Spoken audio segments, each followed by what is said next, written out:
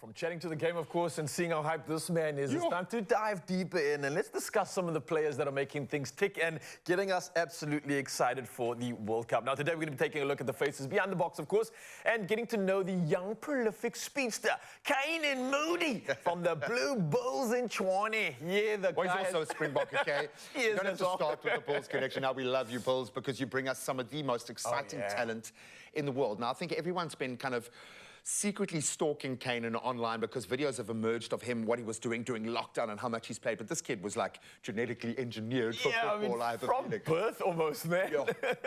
Now listen, this early life and education of Canan Moodie was like this. He was born and raised in Paarl, Western Cape, South Africa.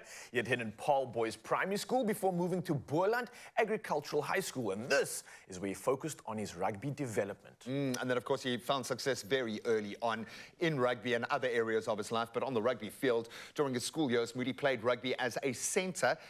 So he's comfortable there and secured a high school championship victory. He represented Western Province's youth teams in 2019 and 2020. And you must look at the names on those 2 years, the rosters. He is under very, very, very good company in that space. But I think that's when, obviously, people started to see him put his Yeah, and that was pretty much the start because from there he transitioned to professional rugby. Now, after completing high school, Moodie joined the Blue Bulls Academy in Pretoria.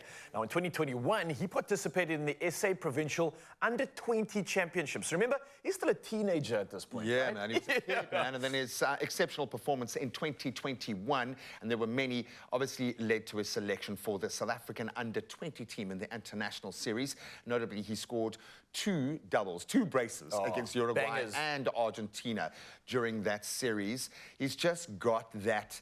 It feels like a supreme confidence in every area of the game. Yeah, like if you talk about well-rounded, this picture of this man's going to come up and for many years to come. I mean, considering the fact that he's still a teenager right now, I cannot even imagine what he's going to do with his future because he's already looking so well-positioned, so comfortable, so grounded, but yet there's this new electric vibe coming from him that I don't think opponents are ready for. And the squad at the moment has been engineered to a point that they can let these X-Factor players express themselves. You know what it's starting to feel like, dude? A bit of that Sevens flavor has crept in. Oh, where yeah, the structures 100%. are so solid that the individual stars have the time to shine. If you look at how individual players during the performance yesterday, for instance, like the Peter Steph toys that we were talking about, people want to run, they want to play an exciting brand of rugby, and he's born out of that generation. I love it. Canan Moodie might be one of the biggest stars of this Rugby World Cup if we can give him the space to run. Happen, man. This is a new era of rugby for South Africa, and this man is at the helm right now. So, Mzansi, let us know what else you'd love to find out about when it comes to our incredible Springboks. We're going to be diving to all of the champions as we progress through this World Cup and hopefully all the way to the final and beyond.